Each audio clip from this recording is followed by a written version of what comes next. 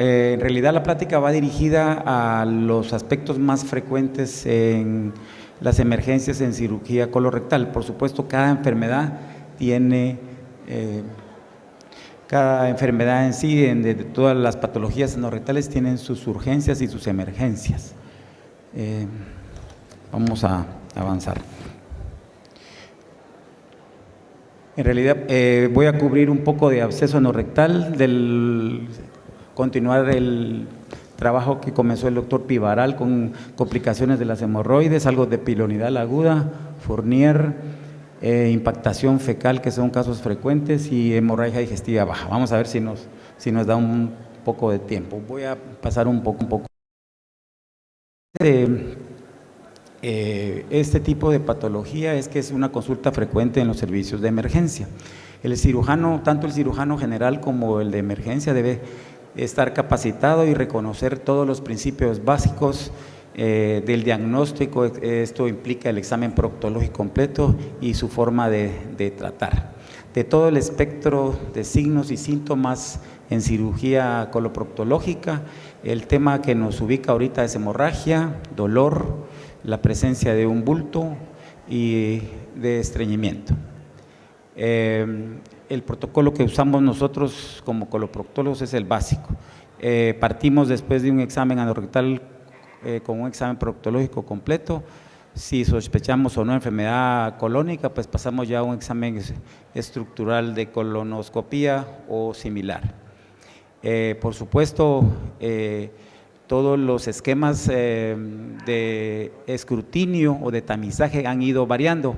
Se recordarán que hace más o menos 10 años era en personas que no tenían síntomas a los 50 años, esto ha ido variando a 45, y con los estudios recientes en Latinoamérica, los protocolos se han extendido a personas que no tienen síntomas a partir de los 40 años. Nosotros siempre recordamos estos signos y signos de alarmas de la evaluación estructural, porque todos ellos van dirigidos a detectar cáncer colorectal o algún tipo de patología en donde tengamos pérdida de peso, síntomas nocturnos, sangrado más allá de los síntomas anorrectales, masa, tenesmo o cambios súbitos en el hábito intestinal. Voy a ser rápido porque sé que hay muchos estudiantes. El examen que nosotros ubica, el examen abdominal y general, pues hacerlo siempre, no perder el tiempo en esto. Y el examen proctológico completo, pues siempre incluir una buena inspección de la región perianal, una palpación de los trayectos perianales, el tacto rectal, la anoscopía y una proctosimoidoscopía que puede ser rígida o flexible. Contar con una buena iluminación, un buen equipo, recordarles cómo es el ano normal, no se pierdan porque a veces hay personas que no examinan la región anorrectal, la parte periférica, y vamos a ir comparando con los hallazgos anormales. El primer armamentario con el que contamos es el tacto rectal. Recuérdense las palabras del doctor Julio Pineda, nuestro profesor, los primeros profesores de Guatemala, que hay que hacer un examen cuidadoso y con una buena palpación del examen anal. Como el que dicen, el que no mete el dedo, mete la pata. Recordarles ese tema que es importante en Guatemala como algo muy típico de nuestro país.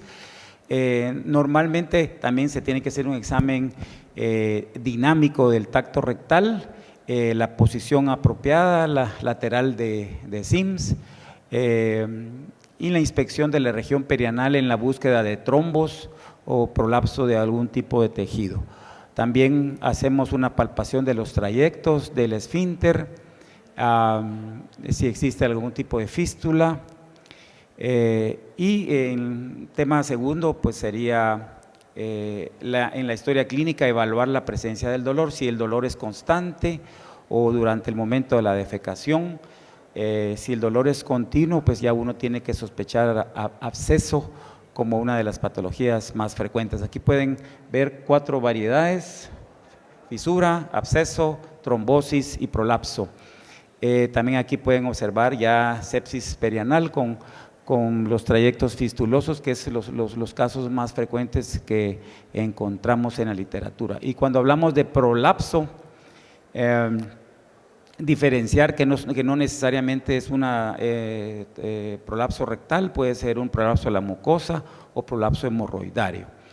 El tema segundo que nos ubica es el sangrado, sangre fresca, estamos hablando usualmente de hematoquesia, al diferenciar de sangre oscura, melena, en el cual nos hace sospechar una patología proximal.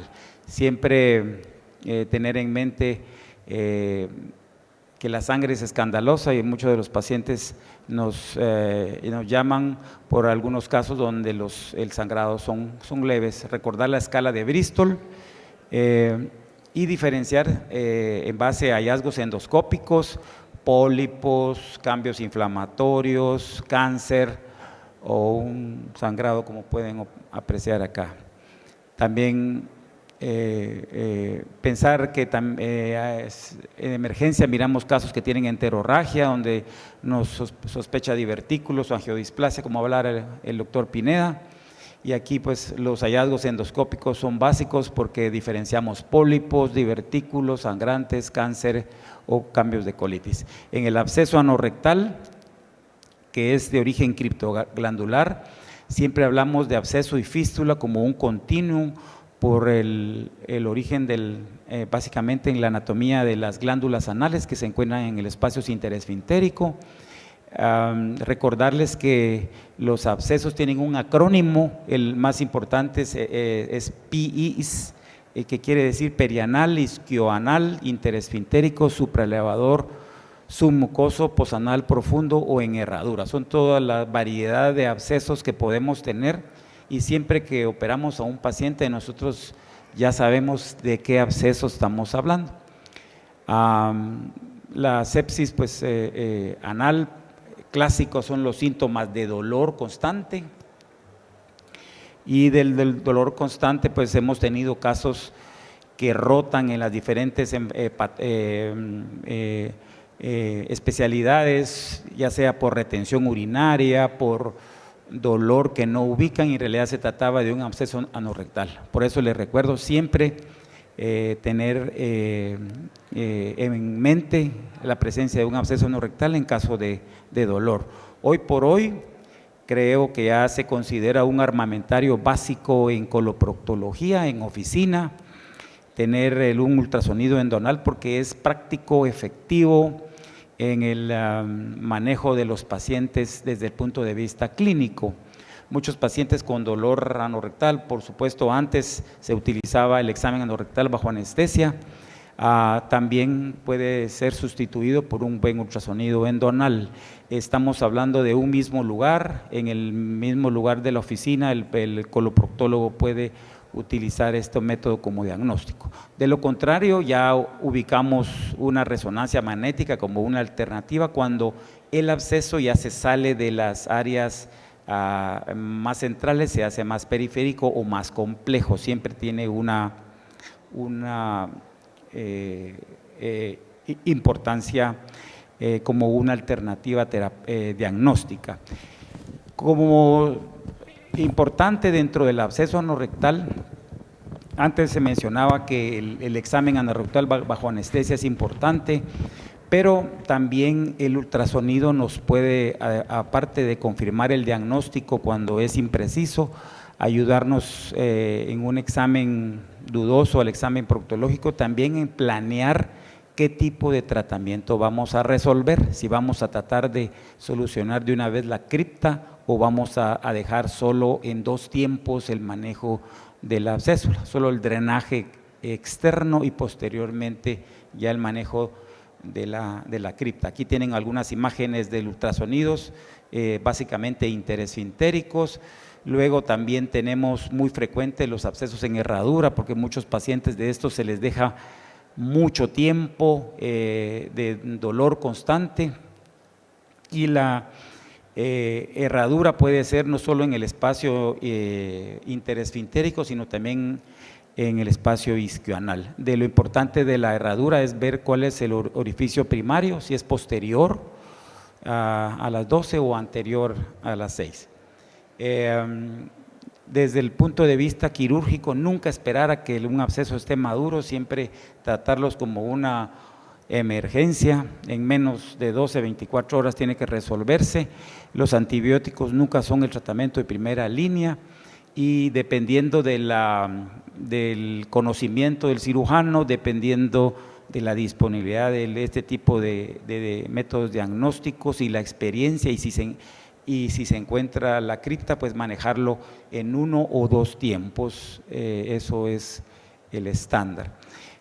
Sigamos con hemorroides complicadas. Ya el doctor Pivaral habló sobre la fisiopatología de las hemorroides. Aquí está San Fiacro, es el 30 de agosto, es el patrono de los coloproctólogos y de los jardineros, para hacer un paréntesis acá. Las hemorroides trombosadas pues usualmente se ubican en alguno de los paquetes, pero la mayoría de casos son externas, son únicas y deben de diferenciarse de las fluxiones hemorroidarias, como vamos a ver en las siguientes fotos. Ya habló el doctor Pivaral de la etiopatogenia de las hemorroides, la clasificación de Golliger, que es antigua, el manejo médico como tradicionalmente se utiliza, flebotónicos, cambios en el estilo de vida, modificaciones dietéticas, que tienen como objetivo corregir el trastorno intestinal de base cuando el paciente tiene estreñimiento, diarrea, de los hábitos defecatorios, de los alimentos, la higiene, y recordarles lo que dijo el doctor Pivaral, que no existe crema o supositorio o pomada que cure una enfermedad hemorroidal como tal. Ahí está una grado 1 con una anoscopía, ahí está una grado 2 que al pujo prolapsan y reducen espontáneamente, un grado 3 cuando ya salen y el paciente necesita una mano para poderlas meter, el grado 4, esta es una trombosis externa única, pues pueden diferenciar ustedes con la piel normal o con la piel ulcerada.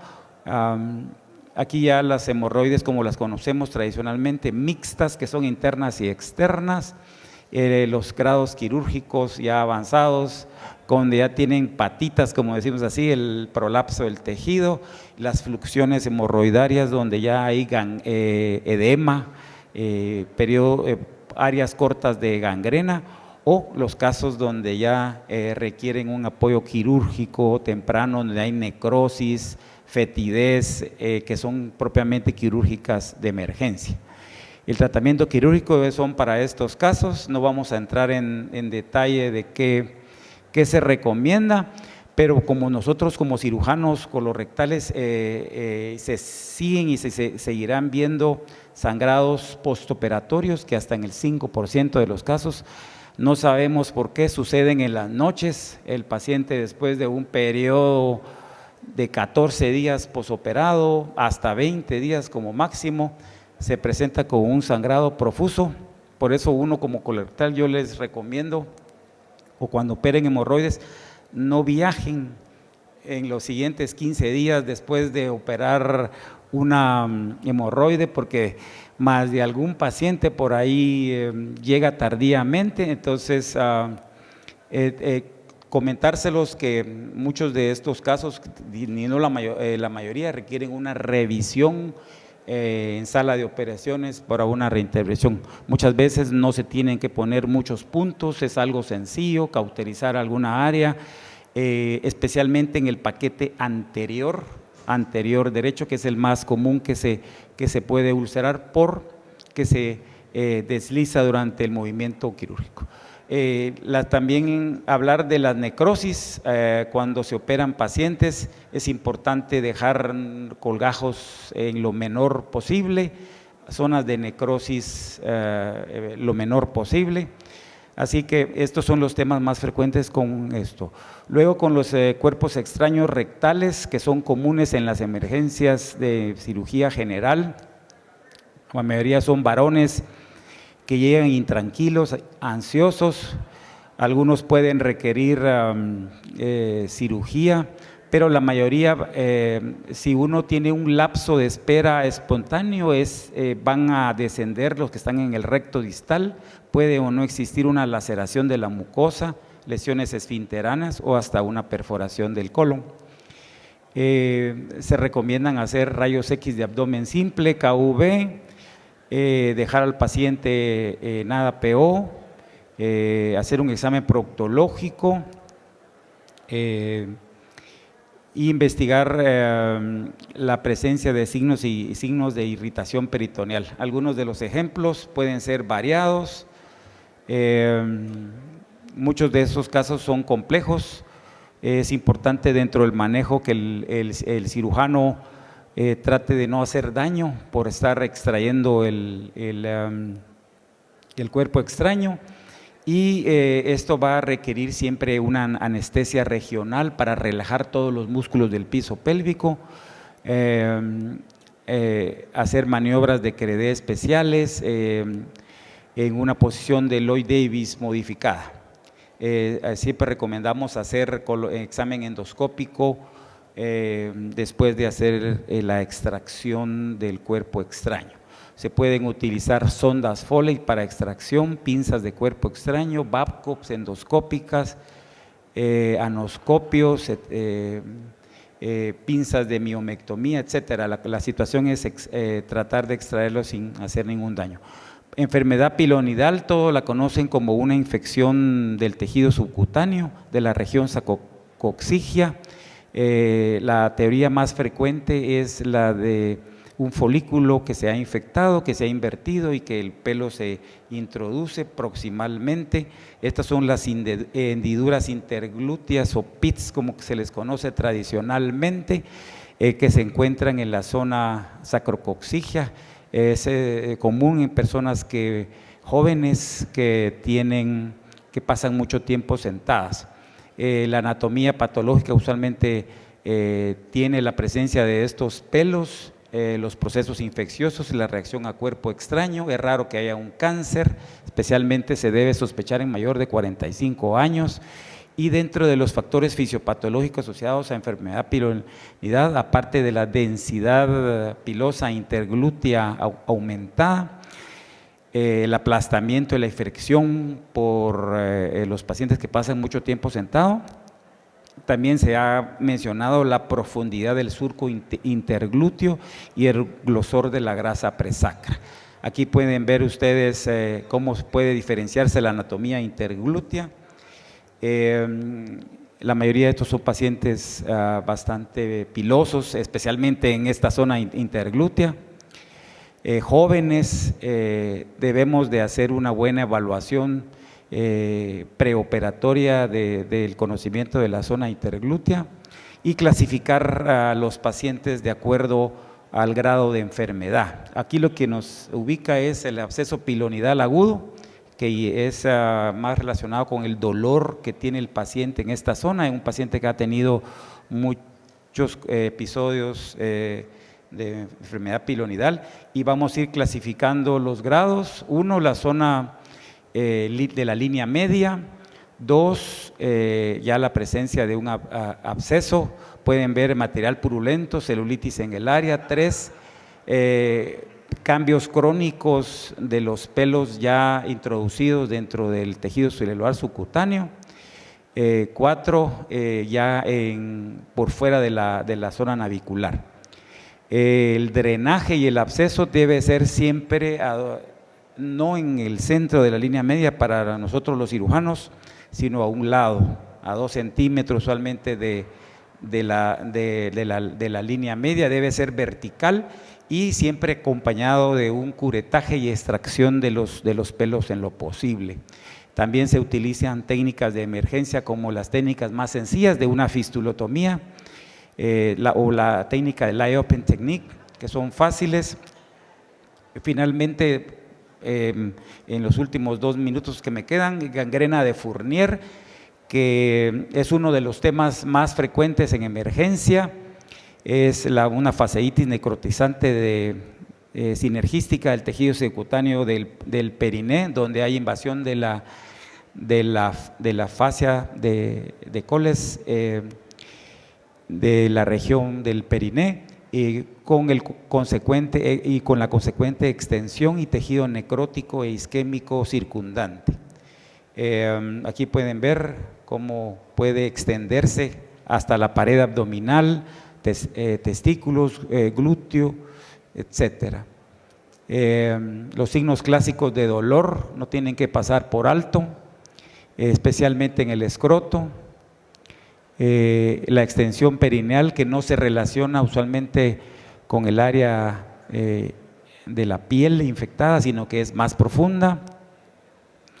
Hay criterios clínicos establecidos, los pueden revisar despacio, pero creo que en el manejo quirúrgico, las reintervenciones programadas es parte importante cada 48, 72 horas. El impacto fecal, que es algo que vemos comúnmente, no solo en niños, sino en adulto mayor. La mayoría ocupa al recto y sigmoides. La mayoría son heces duras que han dejado estar creciendo, se han solidificado, se han deshidratado y pueden producir obstrucción completa. También se miran estos pacientes con pseudodiarreas. El paciente piensa que tiene diarrea, pero en realidad tiene una evacuación por rebosamiento y en estos casos pues tenemos que tomar una placa simple de abdomen. Nos ha tocado casos donde no solo es heces, sino que hay semillas, especialmente en la gente que le gustan las semillas de girasol, y al hacer el tacto rectal no solo se va a encontrar las heces duras, sino son heces que tienen espinas y que pullan en la extracción, que son difíciles de extraer. El tratamiento es la extracción del fecaloma, la disgregación del mismo, ya sea la ayuda endoscópica, la colocación de enemas en todos estos casos. Por el tiempo y el uso de soluciones osmóticas para continuar la extracción de del fecaloma, no solo en la parte distal, sino en la parte proximal. Nosotros hemos utilizado la colocación por endoscopía, por arriba del impacto, con el paciente no dormido, porque sí necesitamos que él ayude en la expulsión defecatoria. Siempre hay que revisar después con endoscopía que no haya una perforación, y esto es lo que se conoce como una evaluación endoscópica después de la extracción. Ahí dejamos, muchas gracias.